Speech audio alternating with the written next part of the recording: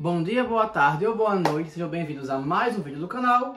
Eu sou Cleiton Mo e hoje eu vou fazer um vídeo comemorativo para o dia 1º de abril, o dia da mentira, né?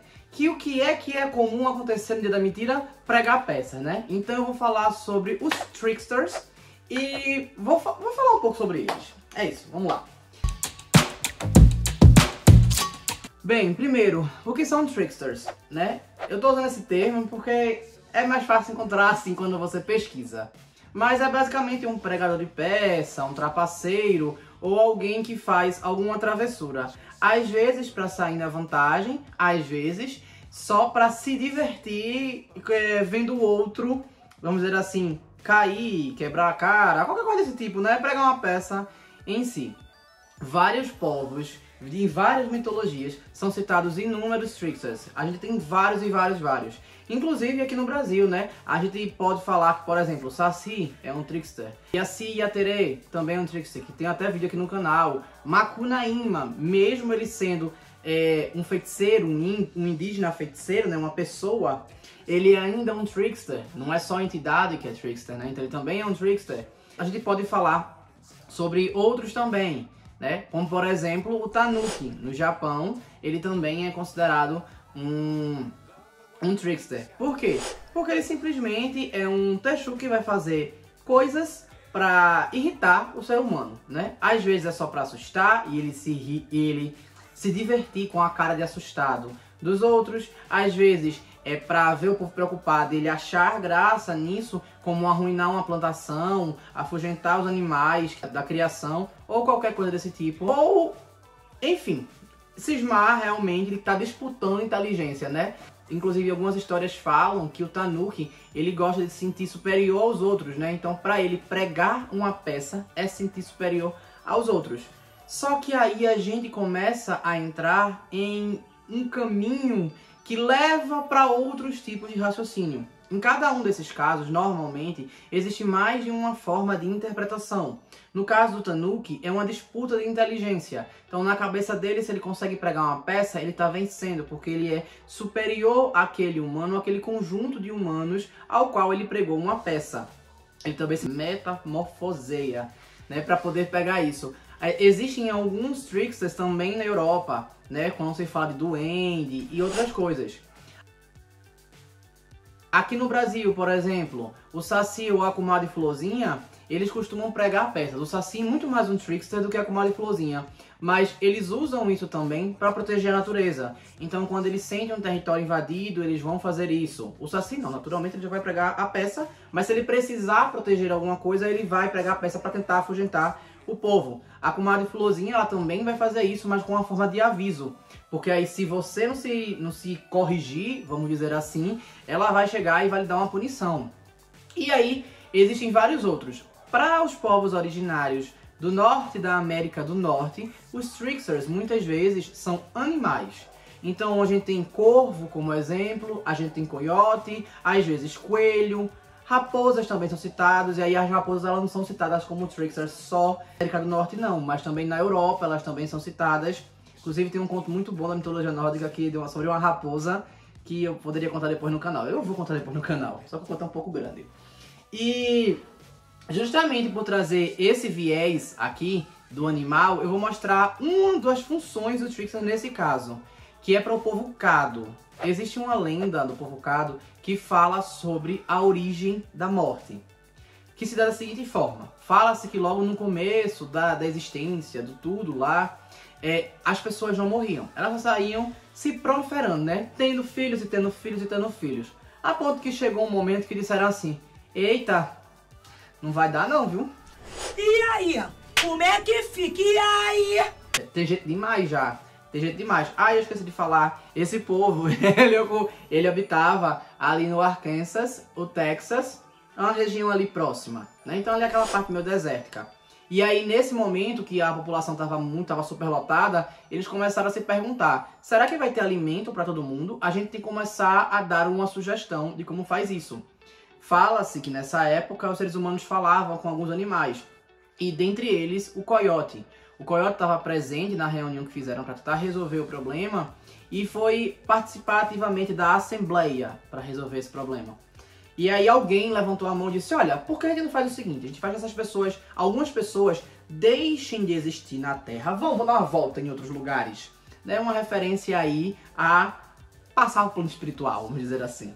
E aí, essas pessoas vão pra lá, e aí, depois de um tempo, elas voltam. Aí o Coyote se levantou e disse, voltar pra quê? A senhora é destruidora mesmo, viu, viado? A gente já tem muita gente aqui.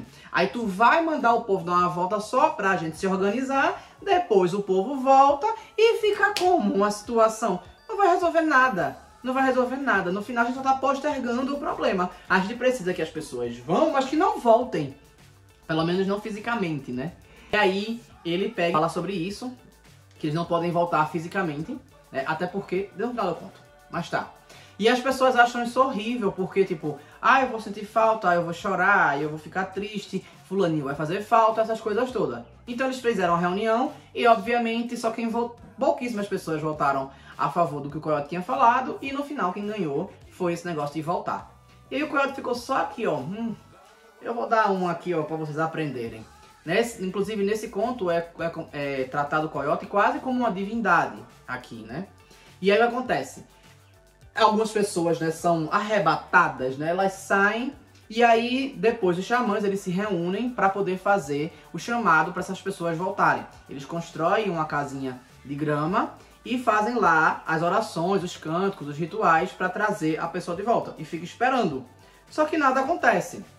E aí bem ao longe, depois de um tempo, eles começam a ver tipo um furacãozinho, um vendavalzinho vindo pra perto. O Coyote observa aquilo e faz, eu acho que isso é gente querendo voltar. Eu vou resolver isso aqui rapidinho. Aí ele fica olhando, o vento fica rodeando a casa, mas não entra, né? Porque aparentemente pelo ritual, esse vento teria que entrar para as pessoas voltarem à vida. E aí o Coyote faz, resolve isso aqui em 2 tempos. Vai ali, ó, eita, fechei a casinha. Você tá doido, garoto? Cadê a responsabilidade? Eita, que pena. Fazer o quê, né? E aí, por causa disso, quando ele fecha a casinha, as pessoas não voltam. Esse vento fica uivando por aí, enfim, e vai pra longe. As pessoas com isso passam a ter raiva do Coyote e caçá-lo. Que tristeza. Fazendo com que ele se torne perseguido o tempo inteiro, né? E acabe às vezes até ficando magro demais, de tanto passar fome pela perseguição. Ele nunca nem tem tempo de se organizar, vamos dizer assim. Esse conto ele não só mostra como deu origem à morte, né, a essa troca da morte, como fala de alguns rituais deles, porque eles também consideram que o vento é um chamado para os espíritos se comunicarem ou para trazer alguma comunicação. A questão deles voltarem, estava considerando realmente voltar carnalmente e não voltar na encarnação ou coisa desse tipo, visto que alguns indígenas lá, eles tratam esse tipo de ritual como se fosse uma bênção espiritual, sabe? De eles fazerem lá, tem alguns rituais, tem algumas tribos, alguns povos que fazem isso. E aí, enfim, eu não vou dar muito com isso aqui não, mas é basicamente isso. E eles também explicam por que o Coyote é muito magro, né? Porque ele passa a ser perseguido. E nesse caso, ele foi um trickster que mudou a realidade, né? Ele foi um trapaceiro que mudou a realidade completamente do povo e de acordo com a lenda do mundo todo, né? Por uma trapaça, né? Antes de ir para os últimos pontos, curtam, comentem, compartilhem, se inscrevam no canal se estão gostando, por favor, né? Por favor.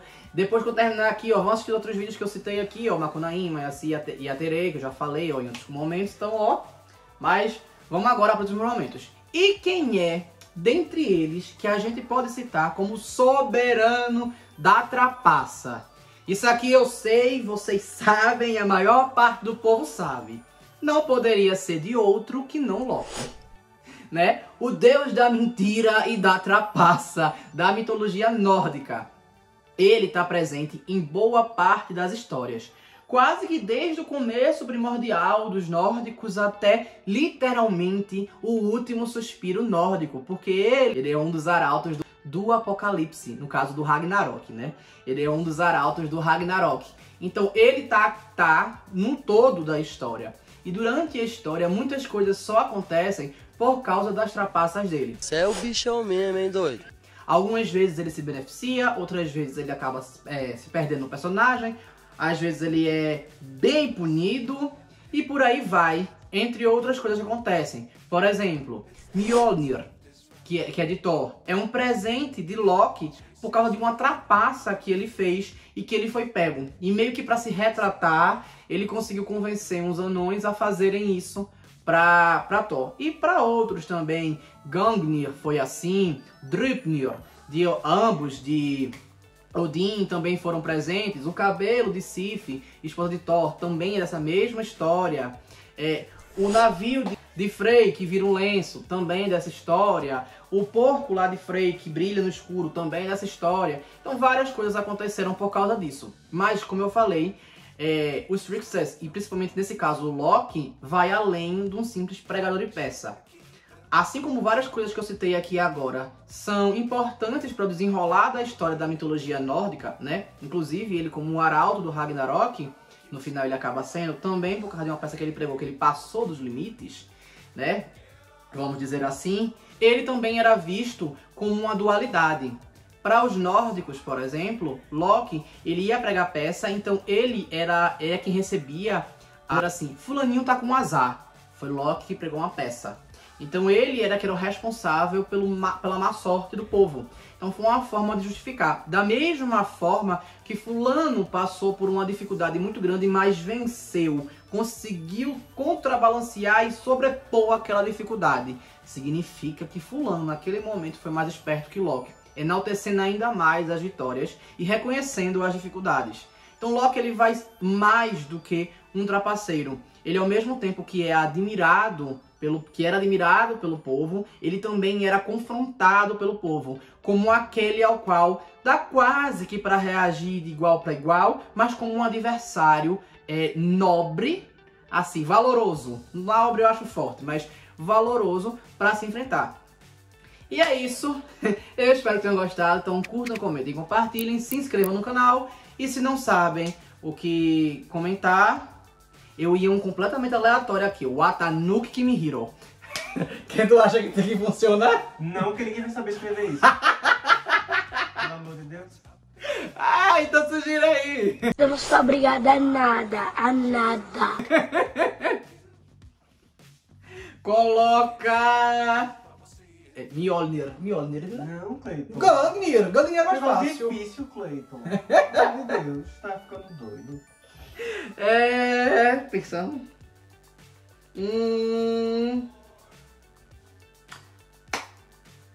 Coloca Tanuki mesmo, e é isso. Valeu.